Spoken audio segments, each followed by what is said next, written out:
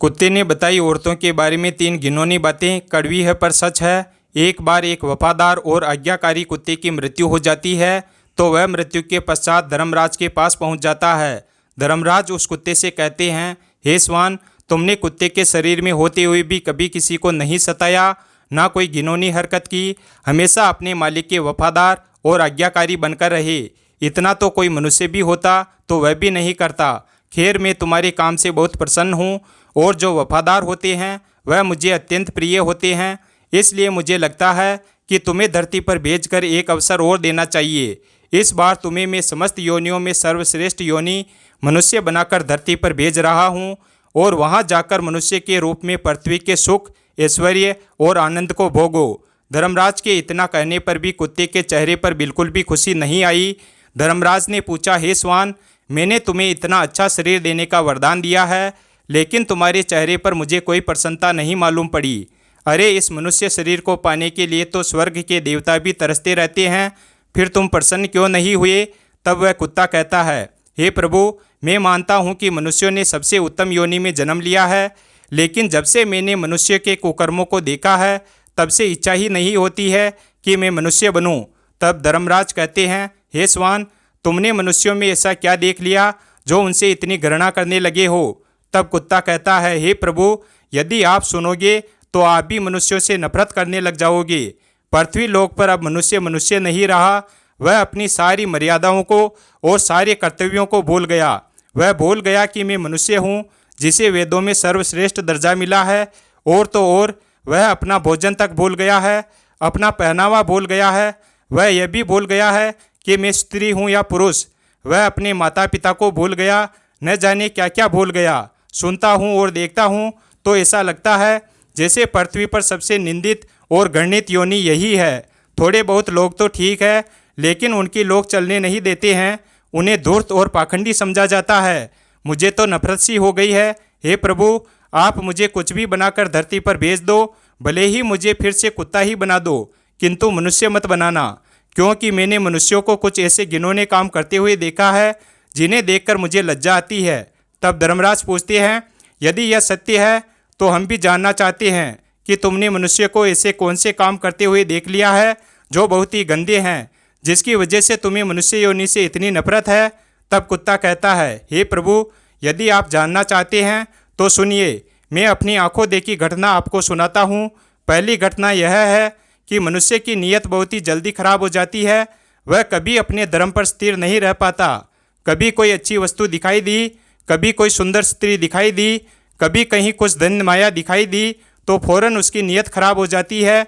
इस संबंध में मैं आपको एक कहानी सुनाता हूँ। किसी नगर में एक सेठ के घर एक बहुत सुंदर कन्या उत्पन्न हुई। कन्या बड़ी ही रूपवान थी। धीरे धीरे जब वह बड़ी होने लगी तो उसके रूप और यौवन में और भी निखार आने लगा। धीरे धीरे वह कन्या युवावस्था को प्राप्त हुई। तब एक दिन सेठ के मन में विचार आता है कि मुझे अपनी बेटी का विवाह किसी राजा महाराजा से करना चाहिए। ऐसा विचार करके सेठ नगर से बाहर एक बाबा रहते थे। सेठ उस बाबा के पास जाता है और वह अपने मन की इच्छा उस बाबा से कहता है कि बाबा, हम अपनी रूपवती कन्या का विवाह किसी राजकुमार के साथ करना चाहते हैं। जरा अपने तपोबल से देखकर बताओ कि हमारी पुत्री का विवाह किसके साथ होगा। तब वह बाबा कहता है कि देखिए सेठ जी, हम आपकी बेटी का भाग्य उसे देखकर ही बता पाएंगे। या तो आप अपनी कन्या को यहाँ बुला लाएं या फिर हम आपके घर चलते हैं। सेठ कहता है, हाँ बाबा, आप हमारे घर पधारिए। आपके चरण हमारे घर में पड़ जाएंगे तो हमारा घर भी पवित्र हो जाएगा। अगले दिन सुबह सुबह वह बाबा उस सेठ के घर जाते हैं। गए थे कन्या को देखकर उसका भाग्य बताने, परंतु कन्या इतनी सुंदर थी कि मुनि बाबा ही उस पर आसक्त हो गया। मुनि बाबा का मन सेठ की कन्या पर चलायमान हो गया। सोचने लगा, ऐसी कन्या यदि मुझे मिल जाए तो मेरा भाग्य खुल जाए। अब कोई ऐसा जतन करूं जिससे यह लड़की मुझे मिल जाए। यही सोचकर वह मुनि बाबा एकदम से रोने लगता है। मुनि बाबा को रोता हुआ देखकर सेठ ने पूछा, बाबा, आप तो कभी बोलते भी नहीं हैं, फिर आपके रोने का क्या कारण है? तब वह बाबा उस सेठ को एकांत में ले जाकर समझाता है कि तुम्हारी कन्या की मस्तक रेखाओं को देखकर मुझे रोना आ रहा है, क्योंकि इन रेखाओं का यह फल है कि यह कन्या तुम्हारे कुल का नाश कर देगी और जिस घर में भी यह जाएगी उस घर को भी ले डूबेगी। मोनी बाबा की बात सुनकर सेठ घबरा जाता है और पूछने लगता है, बाबा क्या इसका कोई उपाय नहीं है जिससे कि हमारा कुल नष्ट होने से बच जाए। तब मोनी बाबा कहता है, इसका एक ही उपाय है, तुम अपनी कन्या को एक संदूक में बंद करके उस पर एक दीपक जलाकर रख दो और संध्या के समय उसे नदी में बहा दो, तब तो तुम बच जाओगी, वरना थोड़े ही दिनों में तुम्हारा घर बर्बाद हो जाएगा। ऐसी बात बताकर मोनी बाबा तो अपने ठिकाने की ओर चला जाता है। उधर उस सेठ ने मोनी बाबा ने जैसा बताया वैसा ही किया। अपनी कन्या को एक बड़े से संदूक में बंद कर दिया और उसके ऊपर एक दीपक जलाकर रख दिया। जैसे ही शाम का समय होता है तो वह उसे नदी में प्रवाहित कर देता है। वह संदूक बहता हुआ नदी में चला जा रहा था। अब मोनी बाबा ने ऐसा क्यों करवाया? उसने सोचा कि जैसे ही सेठ अपनी कन्या को संदूक में बंद करके नदी में बहाएगा तो वैसे ही कुछ दूर आगे जाकर मैं उस संदूक को बाहर निकाल लूँगा और उस लड़की को मैं अपनी पत्नी बना लूँगा। यही सोचकर मोनी बाबा ने अपने 4 शिष्य नदी के किनारे बैठा दिए और कहा कि आज की रात इस नदी में बहता हुआ एक संदूक आएगा, तुम चुपचाप उस संदूक को निकाल कर मेरे पास ले आना। शिष्यों ने कहा, ठीक है गुरुदेव। अब तो मोनी बाबा के शिष्य जाकर नदी के किनारे बैठ गए। उधर क्या होता है, वह संदूक जैसे ही नदी में छोड़ा जाता है तो कुछ दूर आगे तक पहुंच जाता है। कुछ दूर आगे नदी के किनारे एक राजकुमार खड़ा था। राजकुमार शिकार खेलने आया था। राजकुमार नदी के किनारे खड़ा था, तभी अचानक उसकी नज़र उस संदूक पर पहुंच जाती है। राजकुमार ने तुरंत अपने सिपाहियों से कहकर उस संदूक को बाहर निकलवाया। राजकुमार ने संदूक को खोलकर देखा तो उसमें एक बहुत ही सुंदर अप्सरा सी राजकुमारी बैठी हुई थी। राजकुमार उसे देखते ही उस पर मोहित हो गया। राजकुमार ने उसे अपनी पत्नी बना लिया और उस संदूक में जंगली सूअर पकड़कर बंद कर दिया और उसके ऊपर दीपक जलाकर रख दिया। फिर उस संदूक को फिर से नदी में प्रवाहित कर दिया। संदूक बहता हुआ आगे की तरफ चला गया।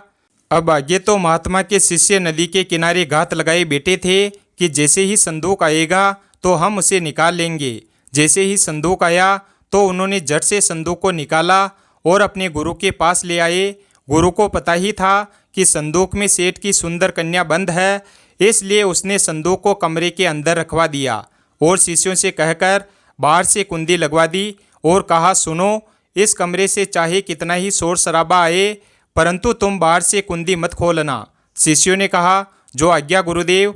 इस प्रकार वह मोनी बाबा संदूक के साथ कमरे में बंद हो जाता है और जैसे ही उसने संदूक खोलकर सेठ की कन्या को देखना चाहा तो उस संदूक से एक खूंखार जंगली सूअर निकलता है और उस मोनी बाबा को अपनी सूंड से मारना शुरू करता है। बाबा जी बहुत चिल्लाते हैं कि दरवाज़ा खोल दो, मगर किसी भी शिष्य ने दरवाज़ा नहीं खोला। आखिरकार सूअर ने बाबा जी को मारकर ही छोड़ा। जब शोर शराबा बिल्कुल शांत हो गया तो शिष्यों ने दरवाज़ा खोलकर देखा तो अंदर गुरुजी मृत अवस्था में पड़े थे और कमरे के अंदर से सूअर निकलकर भाग गया। उनका पूरा शरीर लहूलुहान था। मोनी बाबा को अपने कुकर्म की सज़ा मिल चुकी थी। सेठ ने कितना भरोसा करके उस बाबा से पूछा था, लेकिन उसने सेठ के साथ कितना बुरा किया। कुत्ता कहता है, हे प्रभु, इसीलिए मेरी इच्छा मानव शरीर पाने की बिल्कुल नहीं है। धर्मराज कहते हैं, हे स्वान, वास्तव में यह तुम्हारी कहानी बिल्कुल सच थी। किसी पर भी भरोसा नहीं किया जा सकता, पता नहीं कब किसकी नीयत खराब हो जाए। इसीलिए तो कहते हैं कि मनुष्य को छोड़कर बाकी समस्त प्राणी प्रकृति के नियमों का पालन कर रहे हैं। केवल मनुष्य ही बदलता जा रहा है और इतना बदल गया है कि बदलते बदलते पशु बन गया है। कोई किसी पर विश्वास करने के लायक ही नहीं रहा है। आज का ज़माना यह आ गया है कि किसी विश्वासी का भी विश्वास नहीं किया जा सकता। कुत्ता कहता है, हे प्रभु, अब मैं आपको दूसरी घटना सुनाता हूँ। एक बार एक पंडित जी काशी में विद्या अध्ययन करने के लिए गए थे। उन्होंने 12 वर्ष तक पढ़ाई की। जब उन्होंने सब कुछ पढ़ लिया तो पढ़ने के बाद वह वापस अपने घर लौट आए और अपने पिताजी से कहा, पिताजी, मैंने सब कुछ पढ़ लिया है, अब मुझे सब कुछ याद है, आप मुझसे कौन सा भी प्रश्न पूछ सकते हो। पंडित जी के पिताजी कहने लगे, ठीक है बेटा, जब तुम सब कुछ पढ़कर आए हो तो तुम मेरे एक छोटे से प्रश्न का उत्तर दे दो। पंडित जी कहने लगे, ठीक है पिताजी, पूछिए। पिता ने पूछा कि मुझे सिर्फ इतना बता दो कि पाप के बाप का नाम क्या है। फिर पंडित जी ने सोचा कि पाप का बाप, यह तो मैंने कभी पढ़ा ही नहीं है। जो किताबें मैंने पढ़ी उसमें यह विषय तो था ही नहीं। फिर तो पंडित जी रात भर किताबें पलटते रहे, परंतु पाप के बाप का नाम नहीं मिला। पंडित जी के पिताजी कहने लगे, जब तुम्हें पाप के बाप का नाम नहीं मालूम तो तुमने क्या खाक पढ़ाई की है? अभी तक तुम्हें पाप के बाप का नाम नहीं पता।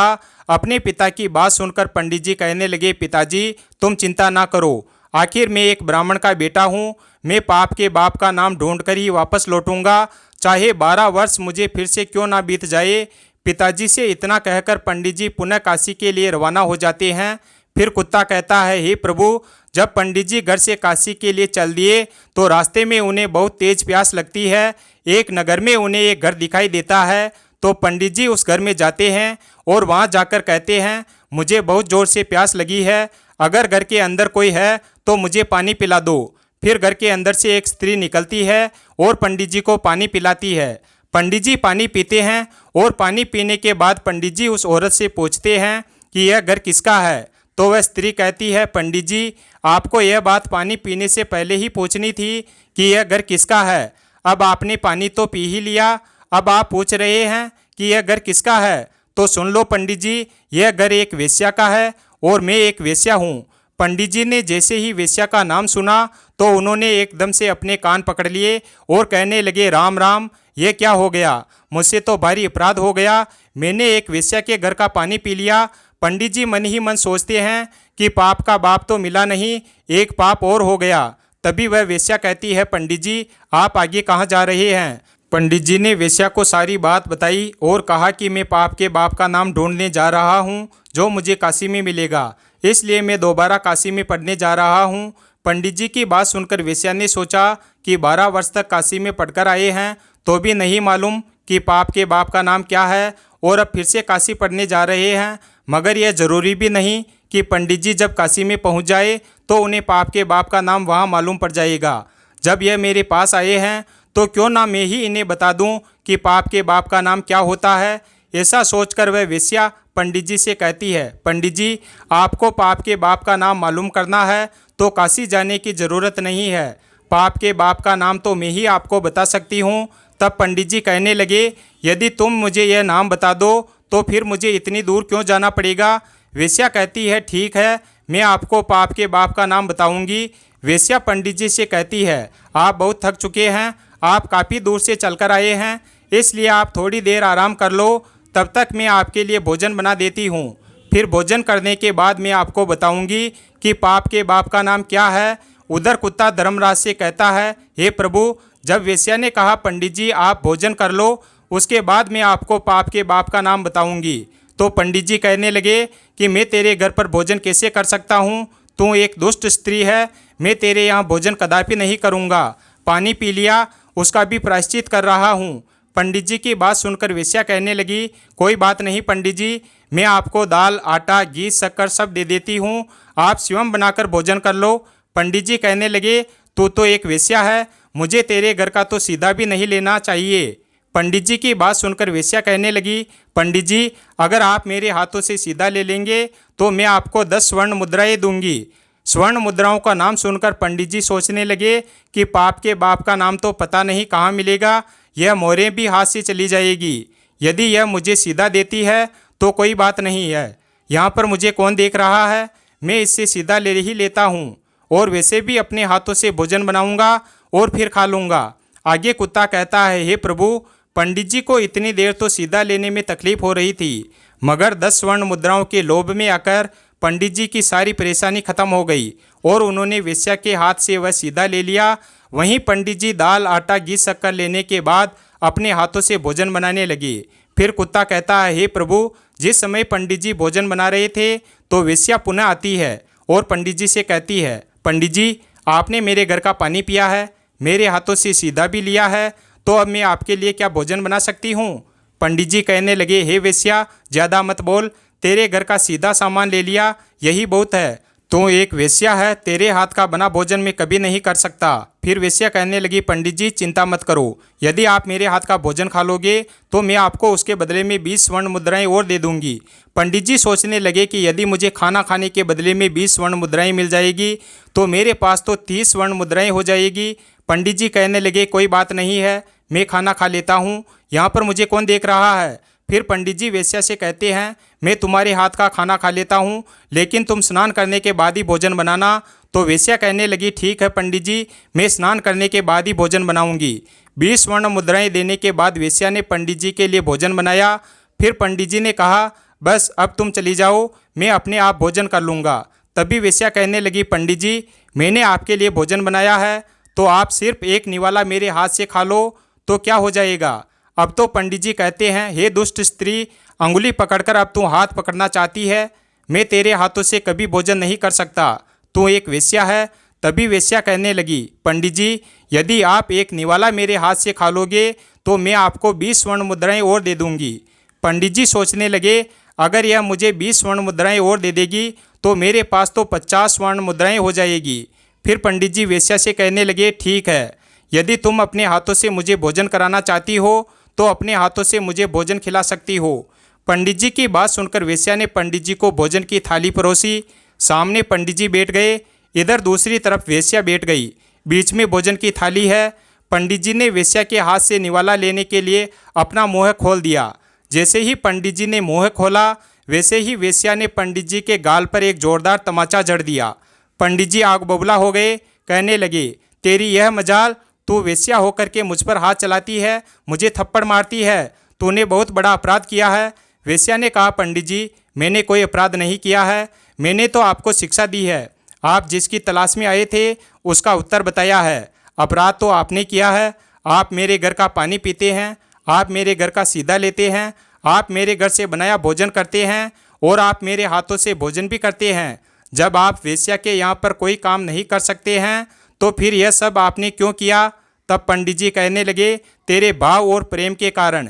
तो वेश्या कहने लगी, प्रेम के कारण नहीं, यूँ कहिए कि लोभ के कारण। आपको 50 स्वर्ण मुद्राएं दिखाई दे रही थी, इसलिए आप मेरे घर का खाना खाने को तैयार हो गए और मेरे हाथ से भी खाने को तैयार हो गए। यही तो पाप का बाप है। लोभ दिखता गया और आप वह सब करते गए जिसे करना आप पाप समझते हैं। वेश्या की बात सुनकर पंडित जी की आंखें खुल गई और पंडित जी वेश्या के चरणों में गिरकर बोले, आप कोई वेश्या नहीं है, आप मेरी गुरु निकली, क्योंकि 12 वर्ष तक काशी में पढ़ने के बाद भी मैं आज तक नहीं जान सका कि पाप का बाप कौन है, और आपने मुझे 1 मिनट में बता दिया कि पाप का बाप कौन है। अब मैं समझ गया हूँ कि पाप का बाप लोभ होता है और मनुष्य को कभी लोभ नहीं करना चाहिए।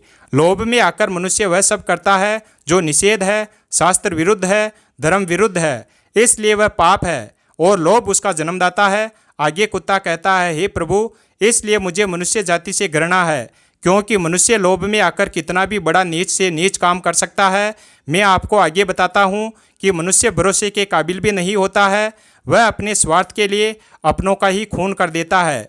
धर्मराज पूछते हैं, वह कैसे। तो कुत्ता कहता है, हे प्रभु, मैं आपको एक कहानी और सुनाता हूँ। एक बार की बात है, एक शहर में एक बहुत ही धनवान व्यापारी रहता था। उसके पास मेरे जैसा एक वफादार पालतू कुत्ता था। अचानक वह धनी व्यापारी बहुत ही गरीब हो गया और उसे अपने कुत्ते को छोड़ना पड़ गया। उसने अपने एक साथी व्यापारी से अपने कुत्ते को गिरवी रखकर 3000 रुपये का कर्ज ले लिया और उसने एक नया काम शुरू किया।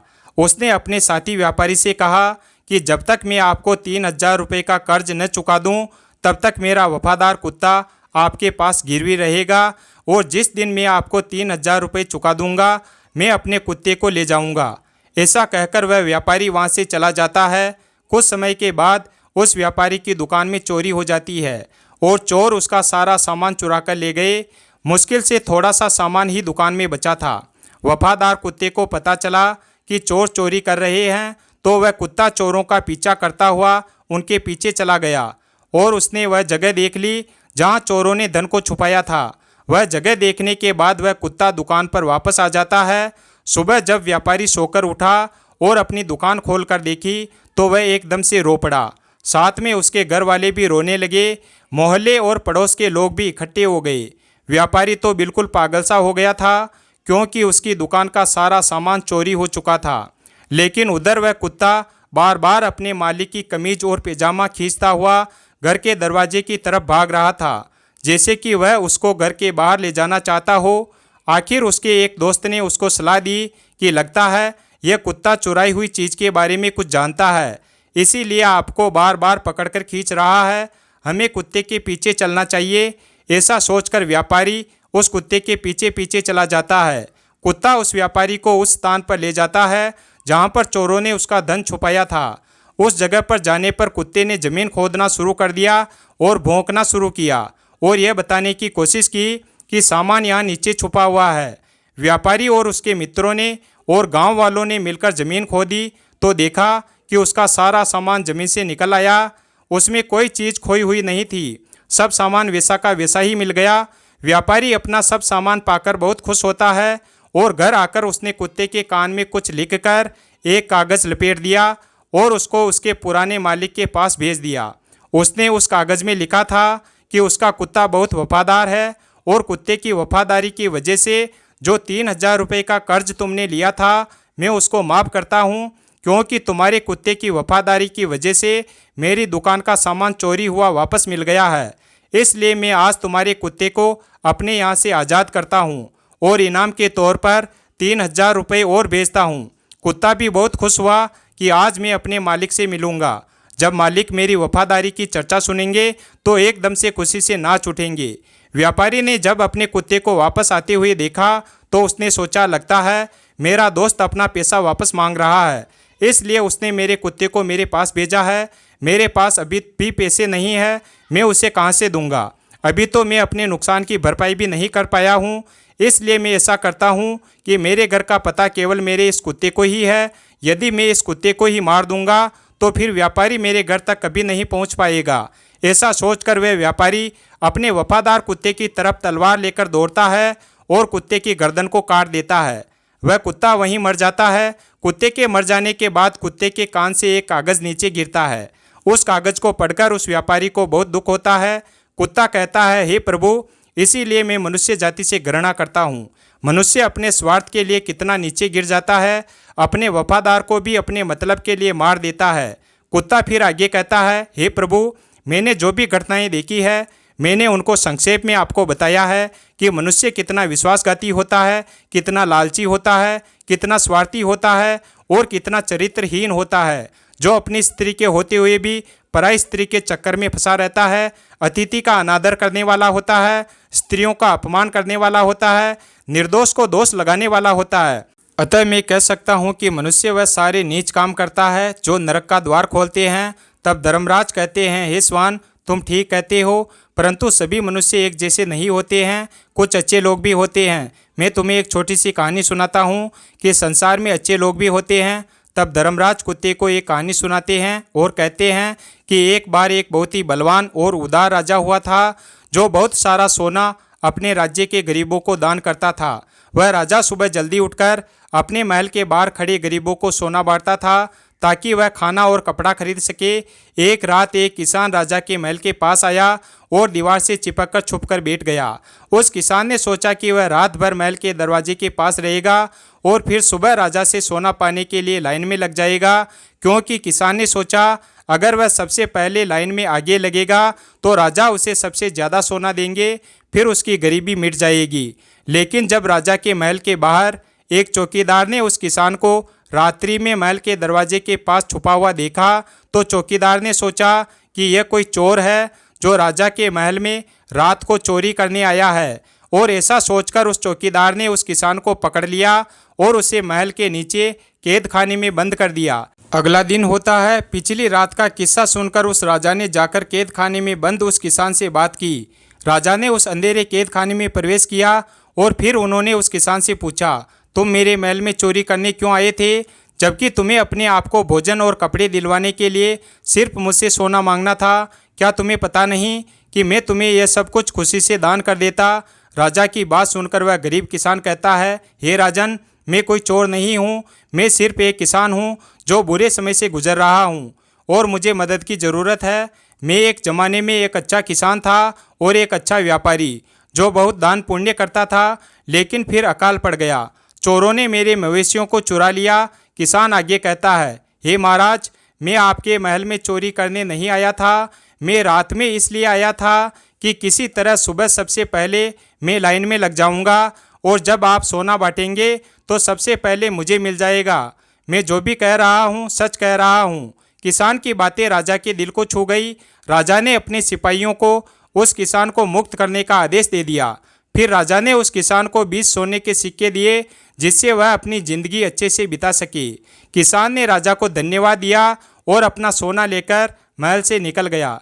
लेकिन अगले दिन किसान अपने उन सोने के सिक्कों से संतुष्ट नहीं था और हर रात को महल के दरवाजे के पास आकर वह सुबह होने का इंतजार करता था।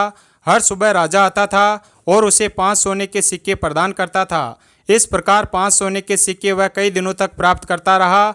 आखिरकार राजा ने किसान से एक दिन पूछ ही लिया कि जब मैंने तुम्हें इतना सोना दे दिया तो तुम रोजाना मेरे महल में क्यों आ जाते हो, क्योंकि मैं समझता हूँ मैं तुम्हें इतना सोना दे चुका हूँ कि अब तुम गरीब या भूखे नहीं हो। किसान कहता है, महाराज मैं आपके जैसा बनना चाहता हूँ। राजा कहने लगा, यदि तुम मेरे जैसा बन जाओगे तो क्या तुम इस राज्य के गरीबों की मदद कर पाओगे?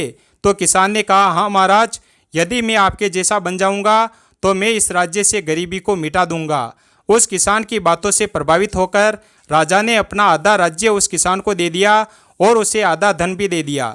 राजा ने कहा, लेकिन तुम्हें वादा करना होगा कि तुम हमेशा उन लोगों की मदद करोगे जिन्हें तुम्हारी मदद की ज़रूरत होगी। फिर किसान ने राजा की बात मान ली और राजा ने अपना आधा धन और अपना आधा राज्य उसे दे दिया। धर्मराज कहते हैं, इस प्रकार कई साल गुजर गए और वह किसान बहुत धनवान बन गया। उसने राजा के द्वारा प्राप्त धन से बहुत सारा धन एकत्रित कर लिया और फिर वह उस राजा से भी ज़्यादा उस राज्य के गरीबों में धन बांटने लगा। राजा किसान के बारे में ऐसा सुनकर बहुत खुश होता है कि वह गरीबों की मदद करता है। उसे पता था कि दूसरों को देने में ही दुनिया का सबसे बड़ा सुख है और किसान ने भी यही सबक अच्छी तरह से सीख लिया था कि वह भी अपना धन और अपनी खुशियाँ दूसरों के साथ बांटेगा। और फिर किसान और राजा दोनों ने मिलकर अपने राज्य से पूरी तरह से गरीबी का अंत कर दिया। प्रजा सुखपूर्वक जीने लगी। धर्मराज बोले, हे स्वान, दुनिया में अच्छे लोग भी रहते हैं, सब एक जैसे नहीं होते। तुमने बुरे लोगों को देखकर अच्छे लोगों को भी उन्हीं में शामिल कर दिया है। जो जैसा कर्म करता है उसे वैसा ही फल मिलता है। फिर कुत्ता कहता है, ठीक है प्रभु, मैं आपको एक और कहानी सुनाता हूँ, ध्यानपूर्वक सुनो कि दुनिया में लोग कितने गिरे हुए हैं, कितनी घटिया सोच वाले हैं। राजा बनकर भी लोग संतुष्ट नहीं है।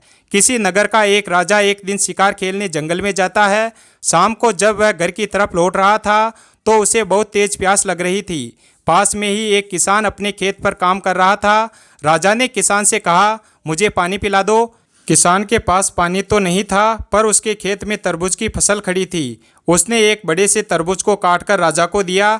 उस तरबूज में इतना रस निकला कि उस तरबूज के रस को पीकर राजा की प्यास बुझ गई।